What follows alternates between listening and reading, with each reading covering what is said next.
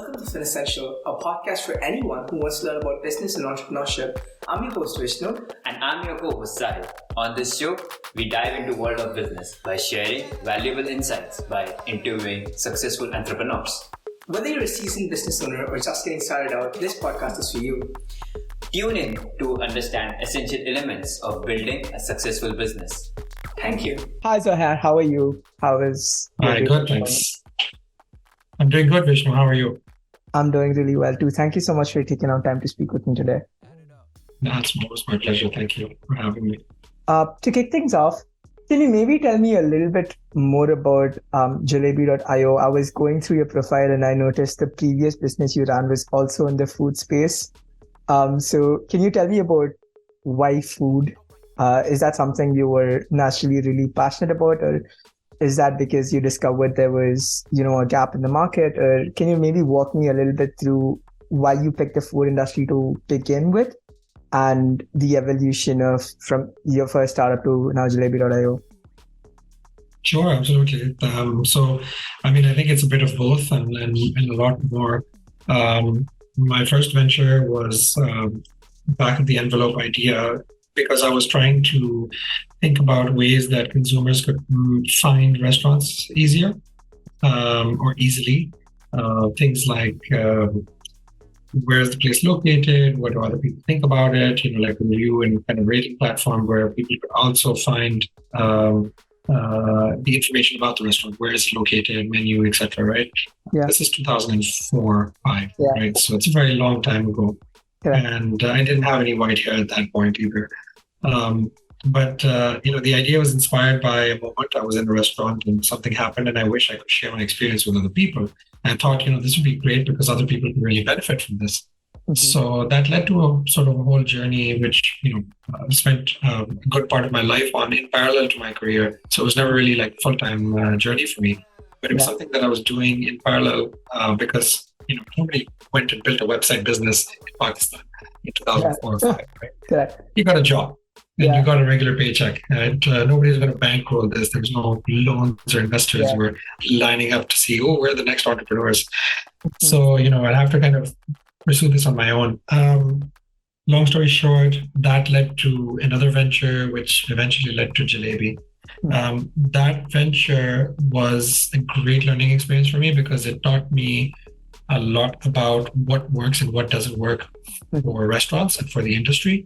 But it also showed me a lot of other things that you don't pick up in school, you don't pick up through conversations, but things you just have to kind of observe, like market behavior. What are the right markets to do things in?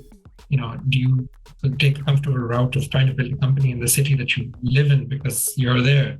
Or do you find a market where what you're trying to build, because you're very passionate about building that, will be done in the market where it's most applicable? So, I think a lot of those learnings really kind of reached fruition through my other journeys. I ran a digital agency for about 8 years. My wife was running as the CEO. I was the founder of the company. And that gave me a lot of time to kind of figure out entrepreneurship. As a whole, it was a very straightforward business. Money came in pretty easily because it's a service company. But Jalebi as a product company was really kind of where the magic happened. And I think that for us, the main thing that we were looking for was to build a good product that solved a really critical need that was very large. All the things that, people look for, of course, even venture capitalists, but that we would be able to do something that hadn't been done in this way before. And the way that we're doing it is fundamentally different. I love food, of course. Coming from South Asia, I think food is a very deeply ingrained part of our DNA. Yeah. But also, I think because the relationship that people have with food in general is also quite interesting. If you look at it from the businesses side, the restaurants operate on a lot of emotion. Vast majority of restaurants in the world, 80% of the world's like sort of small, medium restaurants. Essentially, that's the biggest belly. Correct. They don't start the business because they're going to become, super groups. They do it because they have a love for something, right? Either getting people together or making food or a combination of different things. But it's a lot of emotion involved in that, right? Yeah. And I think that the emotion is very hard to contain and keep it positive because of the challenges, the day-to-day challenges of running a business. So we made it our purpose to kind of figure out as a thesis, how do we try and unravel and unpack the challenges that the industry is actually struggling with try and ask questions that maybe haven't been asked before, maybe try and understand things that haven't been looked at from a lens where the product company is sitting and spending hours on end with restaurant owners to try and understand and listen. Why did you start the business? What is it that keeps you up at night? What are the things that hurt you so much? Why are you not able to build a successful business? And if you are building a successful business, what are you doing that thousands of other restaurants could benefit from? And how do we pour all of that into a very fantastic global product that any restaurant anywhere in the world could use, right? And that's kind of our vision with Jalebi, is to build a very powerful, global product. And of course, I'm sure you'll ask about the name and all the other stuff. But as a company, what we do is we are basically, we're a restaurant operating system. We do operation, but our core focus and our sort of USP is inventory management. So inventory management is, as we kind of draw a comparison between the human gut and the restaurant's gut equivalent is the inventory. So if you have a healthy inventory, you have a healthy business. Just like the human has a good gut flora, you have a healthy life and health body. I really love the name Jalebi, by the way. It was like the first thing I noticed when I was reaching out to you. Like, oh, this name is really cool. It's not like the typical name you would expect for startups. That was why it really stood out. I have a question about, when you were saying you were passionate about food, how important do you think it is for founders to be passionate about the space they're operating in? For example, let's say someone finds a very big market cap in waste management or electricity or anything of that sort, but they're not really fond of that space. Do you think it's still all right for them to pursue, try and build something in that space? Because I was going through a lot of blog posts by different VCs, and one common question that I noticed was, why are you the right person to build a product in this space? And most of the times the founders have a backstory that is attached to that specific industry, right? But do you think it is important for a founder to be, connected to that specific industry? Or do you think as long as you identify a good gap in the market and you have the grit and resilience required to build a good product, you should go after it? Very good question. And I can say that it's probably one of the rarest and most important questions people should be asking.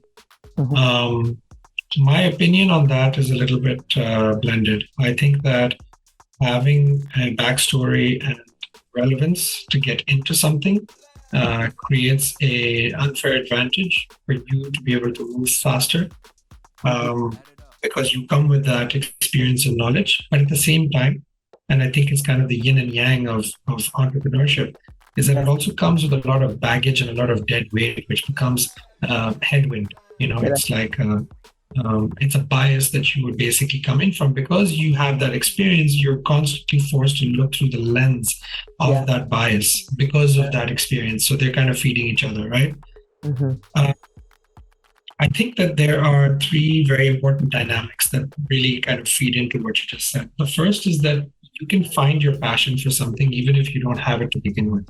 You don't necessarily know the nature of the beast that you're trying to tame. You just know the beast is there and that you have this undying desire to try and tame the beast, right? But understanding and learning about it is still something that you will understand about yourself and about the beast itself through the course of the journey. The second thing is resilience. You really must have the ability to expect that, there's going to be a lot of change in both your mind and your experience, but you need to be able to persevere through this. So resilience is a very critical component. I think the third thing that's really critical is that there's going to be a lot of opinions that are going to be thrown at you. There are a lot of opinions that will confuse you. You need to be able to not second guess yourself, but you need to be constantly critically thinking, so that you're not set by saying, it's about being stubborn in the right measure. I watched a recent video with Jeff Bezos when he was very young. And he said, you need to be stubborn about your vision, but you need to be exceptionally flexible about your operations, right? So to achieve a vision which requires stubbornness, because you need to be focused that my vision is to create a way for people to not feel pain in X, right? Now, you don't know the nature of the pain is, and you don't know what the solutions that have been before you. So you don't want to reinvent the wheel. But even if you do reinvent the wheel, you want to make it better, right? Correct. I mean, why do car manufacturers still come into the market? Yeah. Why do so many car manufacturers offer exactly the same type of car? With all the criticism about how a lot of SUVs and sedans look exactly the same, it's like the same design engineers sitting in all the companies, and yet many of them tend to do well, right? Correct. Because the thing is that it's about two things, right? It's about what you're creating and how you create appeal for the thing that you're creating, right? So you can be a great engineer, but you're not a great marketer or a salesperson. You can build the most amazing product, but it's like if Da Vinci made the Mona Lisa, but then there was no one to see it. Yeah. What's the point of a masterpiece if it lies in someone's basement collecting dust its whole life? And what's the point of having great access to large customer base if you have no value to give them, right? Eventually they'll kind of implode. So I think that it's a very interesting question, because I think passion can be acquired. I think you can be passionate about a bigger thing. I think rather than being fixated on, I'm passionate about solving this very specific problem. Right? I think you're passionate about helping people, or you're passionate about solving the waste problem. You're passionate about somehow finding an innovative way to create soil out of food scrap, The how and the why is just details. Makes sense. And that also brings me to another closely related question, which is about, your founding members. I think YC generally repeats that the first 20 members more or less determine the culture of, your entire startup. When you are hiring your founding team, do you think it's important for them to be passionate about the space? Or do you think it's, just them be really good at what they're doing and want to be in a startup environment? Great question, man. You're asking a lot of good questions.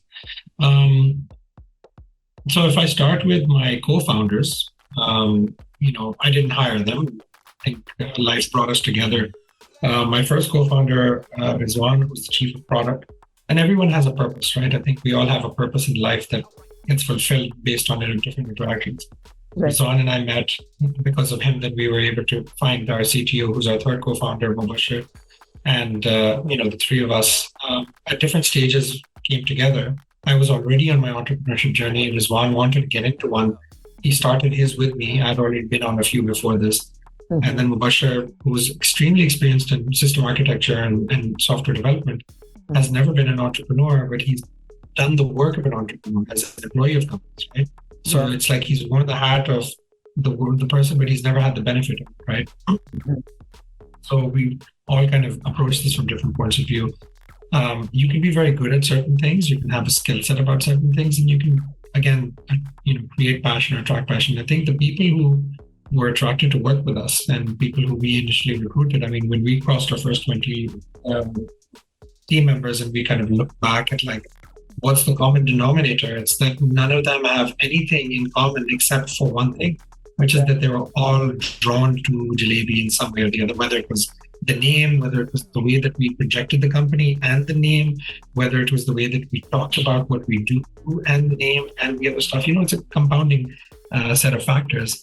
But the one thing I can tell you is that they not only set the tone and the culture of the company, but they're also the reason you're going to survive in the most difficult times. And, having gone, we're still kind of going through that essentially, but, we're just starting to see the light outside of a very dark and long tunnel.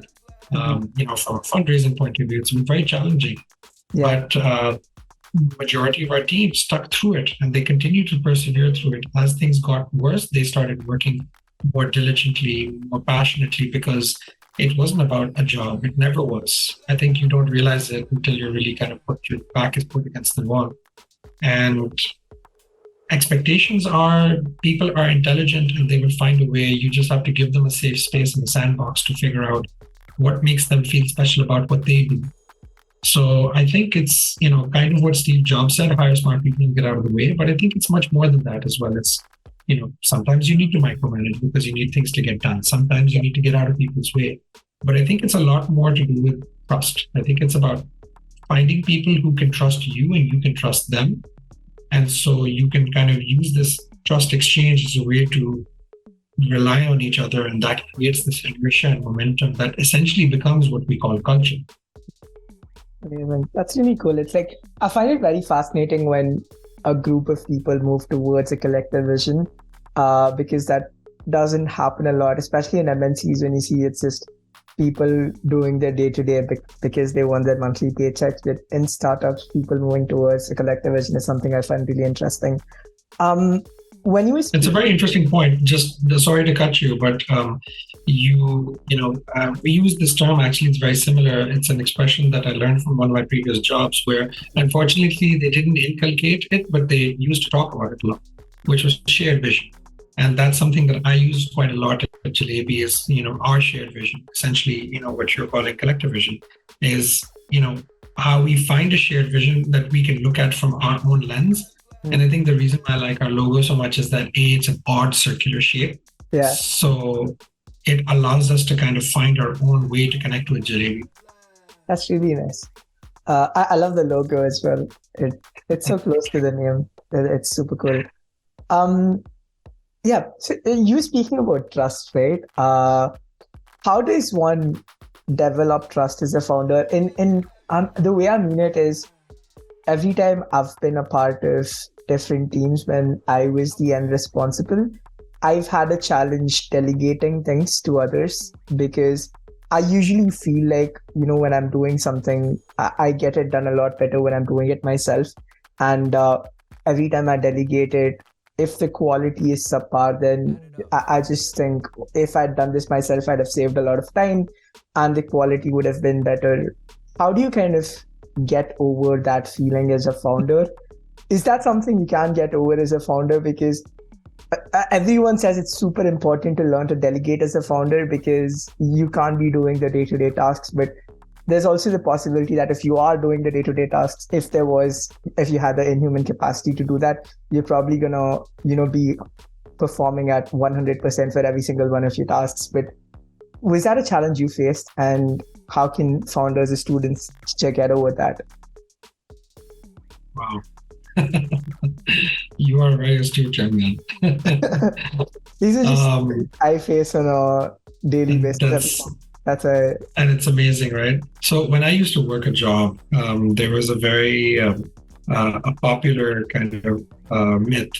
A great manager is one who has no work to do, because they're getting everyone else to do the work for them, right? Yeah. Funny thing is that in the corporate world, someone like that is looked at as lazy and responsible, because they're basically getting their minions or their underlings to do all the work, right? And taking the credit for it. In the startup world, it's quite literally the opposite of that, right? You're getting people who are empowered to do or deliver on whatever work they want to do or they can do. You're giving them direction to do it, right? So as you move up the sort of, kind of proverbial hierarchy or food chain, your responsibilities change. They don't get less, they don't get more, they just change, right? How we view less or more is just a factor of how we take on the burden of whatever we're doing and how we're able to distribute our time in a way that gets the thing done and still leaves enough to spare for family, friends, fun, whatever, right? Yeah. And I think that when I look at it because I've worn both hats, I've kind of, had weird times when oil and water, my life was like oil and water, where, they're both viscous liquids, but one is viscous, one is not, but, they can't blend, right? They can't mix. Correct. But they are together in the same container. Yeah. And that actually gives me a very interesting visual to talk about. But going to your previous point about having domain expertise, I think that domain expertise can often be distracting and limiting. Actually, coming with a fresh mind can be very good, because if you're a very smart person who's hungry to solve a problem and you don't even know what you're hungry for and what the problem is that you're going to solve, you'll figure it out, right? You just need a couple of weeks, a month, and you'll get the itch and then you find a way to do it, right? But I think that where delegation comes in, I think it took me a long time to achieve that. I think it was something that I had to work on for a very, very long time. At first, I was never able to give it up. My father was, he was a very decorated, pilot in his history. He was a successful business person. And he was notorious for delegating with an eagle eye. So he would set the standard and he would expect everyone to achieve that same standard, right? So they could put their own flavor, but it had to be a very small amount. Most of it had to be according to the blueprint that he laid out, right? I'm quite different, but I'm different now. But I wasn't in the beginning. And I was always very forceful and I would always micromanage all the time with a different lens of micromanagement where I was interfering and I was overshadowing. I think that there's a process that people go through if they're willing to kind of find a way to do it. I now today find that I bring people on board and I try and get out of the way as quickly as possible because actually training them and onboarding them and then being a part of the day-to-day can be quite time consuming. And I don't have time. Yeah. I want to hire people who don't want to view this as like a job, but they want to view this as an opportunity to discover themselves. And then they'll come to me when they have problems, but I need to keep an eye on them because sometimes people need guidance, sometimes people need direction, they need a lift. Sometimes they're feeling unwell or unhappy, and nobody will ever know this because they'll never speak about it. Nobody knows how they're. So you have to be very perceptive. You have to be. I have to know the feeling and the mood of somebody based on text that they've typed to me from Jordan, even though I've never met them, and I can't interpret their body language because I don't know them. Yeah. But I can still kind of get their vibe, right? But that's, I think, having this empathetic view on how people are interacting with you and your business. So we try and use different ways like touch checkpoints. We talk to people regularly. We have group calls. We try and engage everyone in different ways. And I keep my door open. I mean, I'm doing this call with you right now, but my door is literally open. So I'm disturbing half the people in the co-working space. But if they don't like it, they'll throw a shoe at me and I'll shut up. That's really nice. What are your views on hire slow, fire fast? Hire slow, fire fast. I think that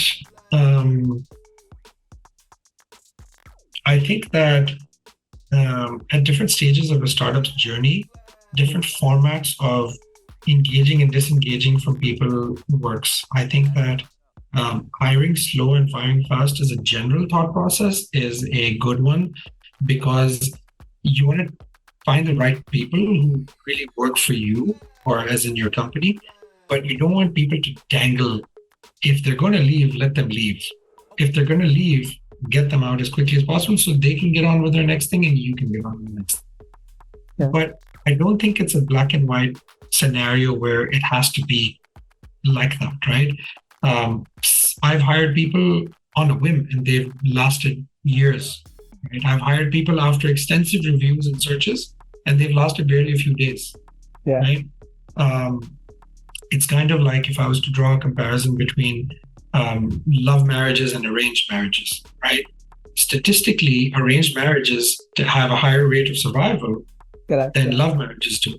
And I don't think it's because of anything other than so with arranged marriages, you have more extenuating circumstances that maybe might require you to survive longer, right? Maybe there's family dynamics, maybe there's the way you view things, your life, the way you've been brought up, right? Whereas love marriages, because you've gotten into it of your own free will and volition, you can get out of it with the same thing, right? And you don't succumb so much to social dynamics and external pressures. But I also think that love marriages are great because you find ways of reigniting and maintaining that love. The same way with arranged marriages, people view arranged marriages as this thing where you've been forced to marry somebody that you don't even know. And so you're forced to fall in love with them and spend the rest of your life with them, which I disagree with. I think that time can do tremendous things if you're open-minded and you're willing to kind of accept people. And so I think, your relationship with your team is also a lot like that because you can spend a lot of time finding people that won't be a good fit. You can find people that are meant for you in an instant. I think it's about how you communicate who you are and what you do and how that attracts people to you. And if you're sincere, that will remain consistent and they will help shape the next version of you and you them. So that's a great point. Yeah, I mean, it's hard for me to say that, I try not to fire. I fired a few people in my career, both as an employee of companies and as a founder as well. And it's been for the best sometimes, and very few times it's been because of performance, because that's on me, right? If I've hired somebody and I've not been able to get the best out of them, I don't think they're always to blame. I think I have a lot to do with it, right? But if you keep trying and they don't, keep stepping up, like we had people who would just need a push every once in a while, and very consistently, suddenly explode with energy and passion, and then suddenly they dissipate, right? That's very exhausting. It's very tiring, right? So I think that it's a complicated one. I don't think there's a simple answer to that question.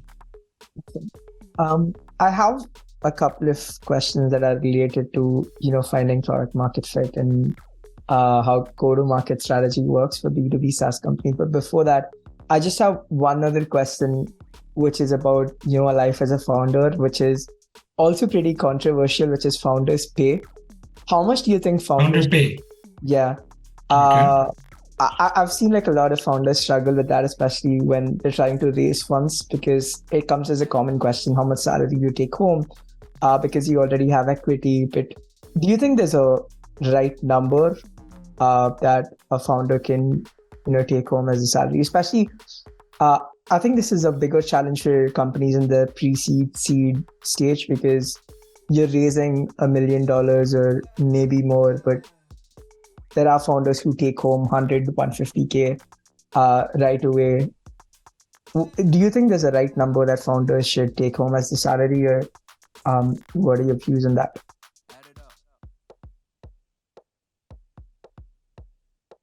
So again, a great question. Our recruitment process is quite, again, I mean, I'd say it's unconventional. Even with startups, I find that we're still stuck doing the old ways of looking at CVs and getting people in for interviews and doing all of that.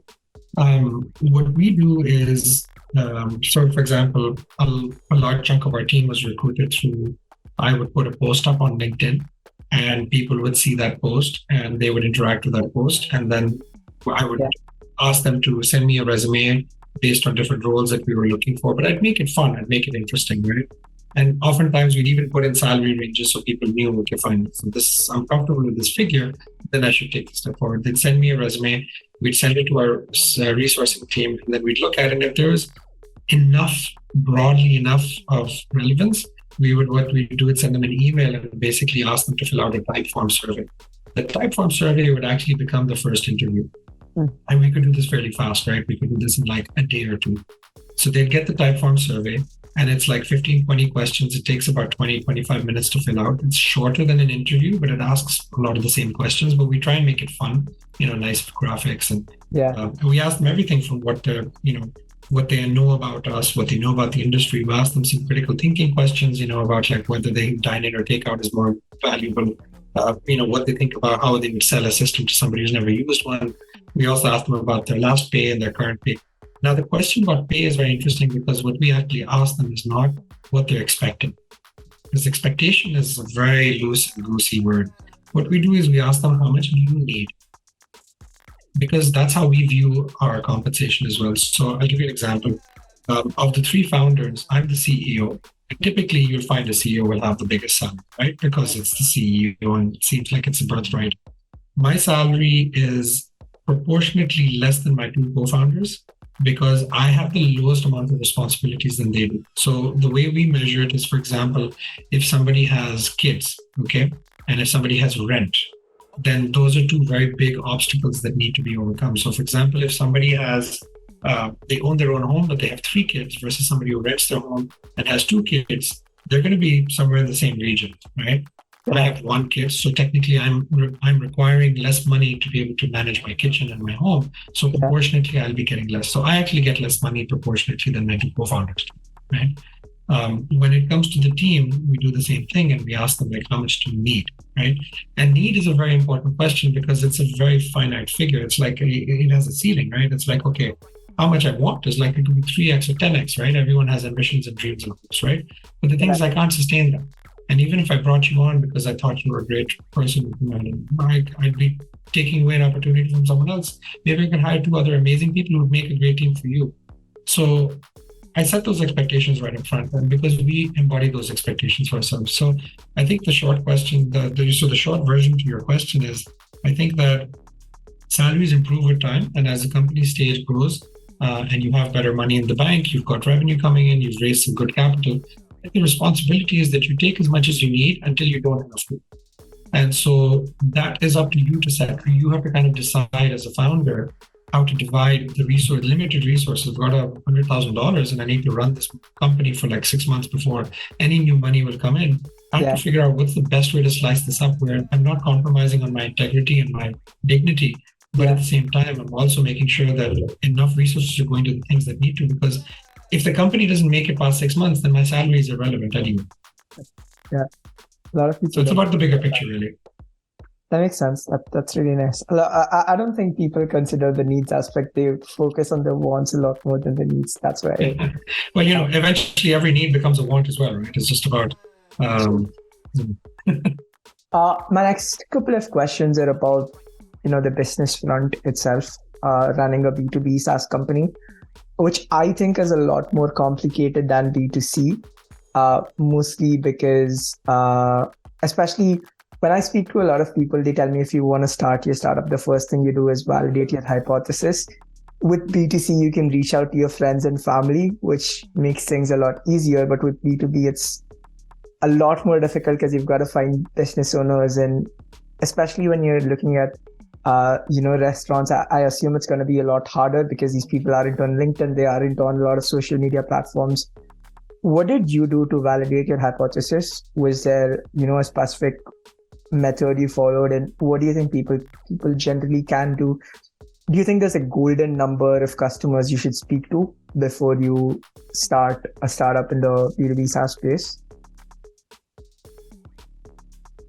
B2B, I'm learning as I'm going. So to be honest, I think there's a lot of insight that I'm gaining over these last few years running Jalebi. But I think that, so when we started, we didn't necessarily know what we were trying to solve for. Okay, we started with a criteria. Yeah. My wife and I have this expression when we're trying to figure out where we want to go and eat during the week. We're like, go with what you know. Like, don't experiment or do any new things unless your risk appetite. Because you want to go for like a good steak dinner, or a good burger. You can experiment, but then have the days for experimentation where you're reminded, right? We started with a criteria. We said that we were pivoting essentially. I'd met my co-founder on the back of my first venture, which is also in food. And he had worked with a food tech company as well for a while, an entertainer, a loyalty discount app. And so we both had passion for the space, but we came on the back of that because I thought I could build that. That was a B2C company, or B2B2C company. Yeah. COVID happened, didn't work out. So we basically kind of workshopped, and said, okay, fine. Our ambition to work together is very high. So we need to kind of pursue this, right? So we said, okay, fine. We came up with a criteria that it had to be a product, not a service. It had to be pure technology driven. Okay. Of course, product service. It had to be B2B, and it had to be for F&B. Okay. Because we love the industry. It has to be a business to business play because that's something that has much greater yield and return and impact as well. And a product and service meant that we would basically pour all of our effort into a singular touch point that would then be able to cater to tens of thousands, if not millions of users, right? So we can put it's like having concerted effort, right?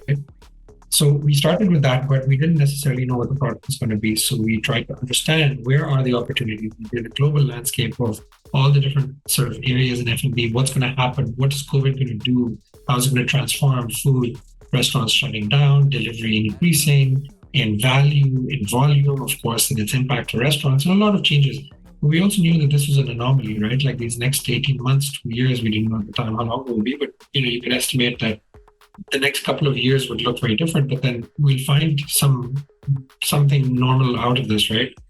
And I think what happened was that, through various iterations over a few years, it's kind of, if I was to look at it as like a tug of war, right? So if I was to say we had a framework, our framework was simply this, that we knew where the rope was and we knew we needed to pull it and find a happy medium. We just didn't know where. And so we were kind of on both sides where we needed to kind of get this push and pull until we figured out exactly where that perfect center of gravity, where the pivot was. Yeah. But through the process of discovery, we got a lot of rejection. And part of the process of rejection is also thick skin, but also understanding, okay, where is there no traction, friction coming from? But it's also about understanding how to diversify your approach and your methodology, right? As you mentioned. I think that, so the question was mainly around product market fit, right? I think that was the core question? Yes. Yeah. And we haven't found it. Now we're on a journey to find it, but I think we've gotten significantly closer because first we figured out what was the problem we were going to solve. So there are two very important moments that I keep recounting that led to this moment for us. The first was about 2.5 years ago. We met a very experienced operator from the F&B space, ran hotels for many decades. He said, if there's one problem that I haven't been able to understand and solve in 30 years, it's this. I am unable to track the true cost of food through the movement of food. It's a fascinating question when you try and understand it, because if you think about what does the movement of food mean? It means vegetables sprouting on the farmer plucking it, harvesting the crop, sending it to the market then consuming it, going into the business using it as raw material to prepare some sort of finished good.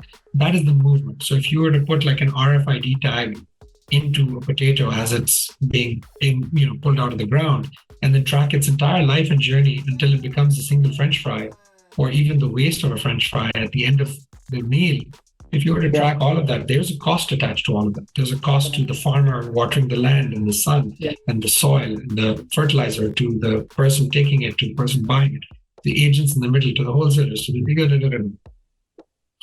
we can somehow figure out, at least in the restaurant operation, when the raw material comes into the kitchen, to be able to understand how the value of that raw material changes as it moves and finally becomes a finished product. So we came up with this kind of hypothesis that there's a 1-to-4 relationship between the value of something at 1 can become 4x of itself over the course of this journey, but there's a cost to be able to increase the value of something. There's staff required, storage required, rental required, whatever. So that was number one. The second was about 1.5 years later, we met this gentleman, 20 years of experience. Again, these are very experienced people in the F&B industry, and they're also very biased about how they view things.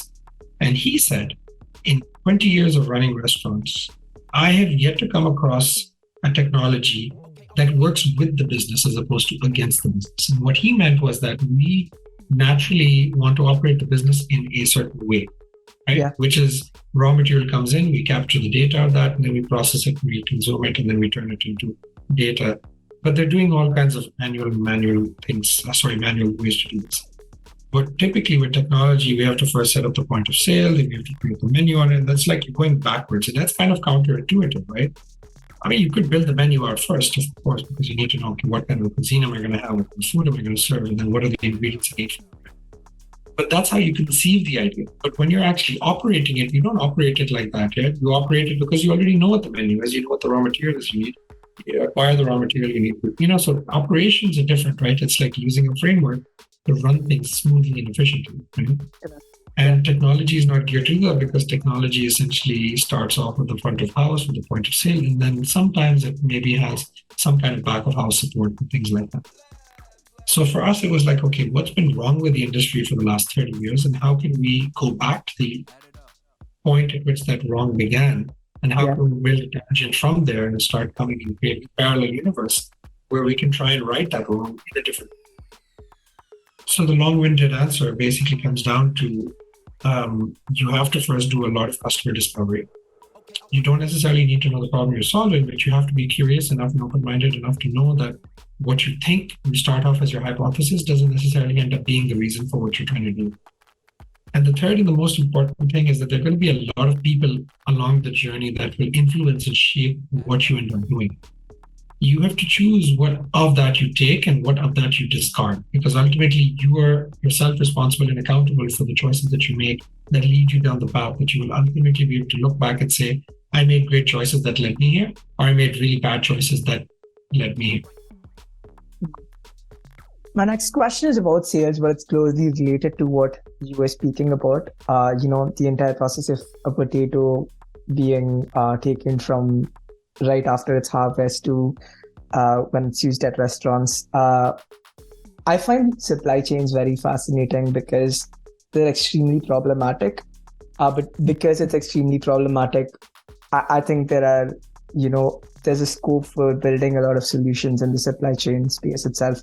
Someone was telling me the supply chain space is very fascinating because it's a working class space. The people that handle supply chains, and most of these different distribution levels are not your Harvard, Stanford educated people. They are people, that belong to Blue middle collar. window. Yeah, exactly. And convincing these people to use technology is a really big challenge because they've been doing this for the past 20, 30 years and they've been doing it the same way. And when you go to them and you tell them, hey, use this, it's going to help you optimize your inventory better. I think that might be a little bit of challenge because one, they may not be in a position to understand technology as much as you would want them to. And two, they've been doing it for so long, and they do not know if they could make it better because they're satisfied with what they are doing, right? So how do you kind of overcome that boundary, overcome that challenge? How do you convince people who are not that proficient with technology to try technology? And is this a challenge you faced? Good one. So, we don't deal with people in the supply chain. We deal mostly with people who are in the restaurant space, right? In the restaurant operation. But the same type of people exist there. Like your workers in restaurants are typically similar profiles, right? They're not necessarily, they're definitely not Harvard educated. They might be educated, they might not be, but they're very tactile people. I think that's one thing, is that there's a lot of habituation, there's a lot of routine and kind of monotony to a lot of the work, right? It might be chaotic, but even in chaos, you can have a work. I guess I'll answer that in a different way. How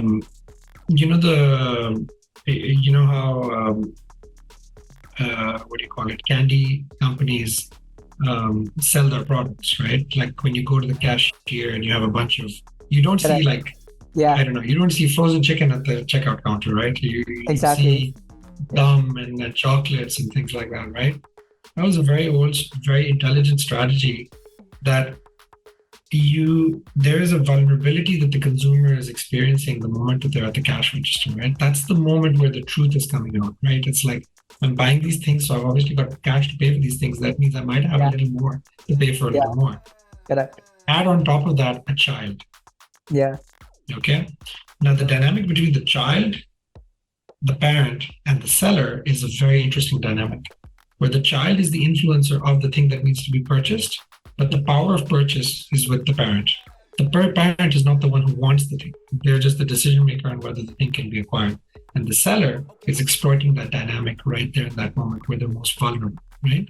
And so you'll see a very high volume of purchase of those same items happen because people didn't go to the food, the sweet aisle to go and buy the Twix.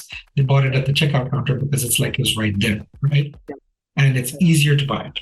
So I guess in a way, what we're trying to do is, leverage that type of human psychology without being manipulative, but to try and figure out where is the need the greatest and how can you find the champion in the need area who can own what you're doing and win them over in a way that actually sees, they don't need to see the full logic. They need to see the version of the logic that makes them better, makes them perform better, makes them feel better. So I think there's a combination of how do you find good opportunities for dopamine release in how they're doing something and how you solve a pain that they're struggling while doing that thing and how you can make it really easy for them to decide to adopt what you're doing. And it's a learning process. For example, up till about a month ago, we were struggling a great deal to get people to adopt our product. So we went back to an old strategy, but we tried to take a much more aggressive approach to it. And in that time, so let's say, for example, between late February and early March, our acquisitions had dropped into negative, right? They inverted. And that was a bit stressful. But we're a very early stage company. So, we're not looking at revenue coming in so much as people using the product, right? Yeah. In the last 2 weeks, we made some changes that basically removed a lot of barriers and our adoption went up 300% in a 2-week period. Okay. Now, and absolute numbers, it might not be a large amount, but it doesn't really matter. I think the most important thing about all of this that really kind of comes out is you need to know where the friction points are and you need to know where the tender spots are. And then you need to figure out how you're going to supplement and fix, create pain relief in those different areas, sometimes even without somebody knowing. So, yeah, I don't know if that answers your question, but... It does, yes. I just think, people should have different ways of selling to different profiles. Yeah. But most of the times you tend to use the same thing for regardless of whoever is on the other end of the table, and that like leads to an issue. But a lot of people don't understand that, which is really sad. It's cookie cutters just don't work. I mean, so I have this approach, we sell without selling, right? I was just doing it before this call. I was meeting with a gentleman who was visiting me from Jordan. And, he said to me that, I like the way that you talk to your customers because you're not really talking to them like a customer. And I'm like, because you're not my customer, you're my partner. You're my co-creator, right? You're going to help me build a better product so that thousands of other people can benefit from that acumen that you've shared with me, that IP that you've, And, so the idea is that you try and bring people along. It takes a bit longer, but it lasts a lot longer. That's nice. That's really nice. What is your long-term vision of Jalebi?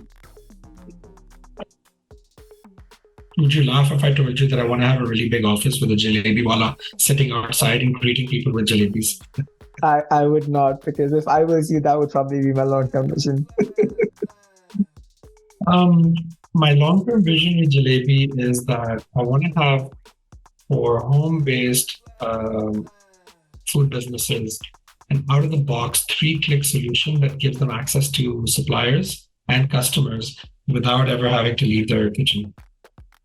Yeah. Of course, I want them to leave, but I want the convenience of giving them everything out of the box. So if you can solve for a home user, a home business, then I want to work towards them after having solved for enterprise. So I think if you look at it like, we want to try and flip the whole pyramid upside down and basically make it, if we can build something so robust and so interconnected, we have anyone anywhere can basically just decide, I want Jalebi to be considered as the thing that greases the wheels of anyone who wants to innovate in the food space as a creator of food. So it's like your default. It's like, think of it this way, like I need an email address, I'm going to go straight to Gmail. You don't think about why, you just do, right? I kind of want Jalebi to be like that for anyone who has a good idea when it comes to creating food. You're the thing that will give them access, everything they need outside of the IP of what they're going to create. Yeah, I think it'll be very cool, especially for inventory, because in India there are so many cloud kitchens which are very popular because they serve amazing food, but their ordering time is close to 3 or 4 days because they order food based upon the number of orders they get, which is very crazy. But to close things, do you maybe have advice for people who want to start a company in the B2B SaaS space? Yeah. Make sure you have at least 6 to 12 months of cash available, or at least running in the background. Don't leave a job or a steady income until you've actually got at least 20% confidence that what you're doing is going to turn into something bigger. And find the right kind of people to share your burden with. I cannot stress how fundamental it is to be very thoughtful about the people that you will turn into your co-founders or your partners in this business venture, because you'll end up spending a lot of time with each other. And you need to know that you can actually come through very dark days and very frustrating times, even when you want to kill each other, that you know that there's no exit strategy where one of you decides, okay, after this, I can't do this anymore because I don't like you anymore. I don't like the way that you operate. You have to find ways of supporting each other and coming through. Sometimes someone's just having a really shitty day, and sometimes those shitty days just compound and continue for a long time, right? Yeah. Runway, control impulse, and the right founding team. It doesn't matter if it's a B2B SaaS. This is a general piece of experience that I would share with anybody. And very important pieces of advice as well. Those are all the questions I had. It was really amazing talking to you. I am going to add links to all your socials and links to Jalebi when we post this as well. But that was everything from my side. If you have any last comments, I'd be happy to hear them. No, I'm just looking forward to seeing how this turns out. And thanks for taking the time, and hope to meet you soon one day. We are planning our Paris trip, so I'll let you know when that materializes, and then hopefully we can grab a bite together.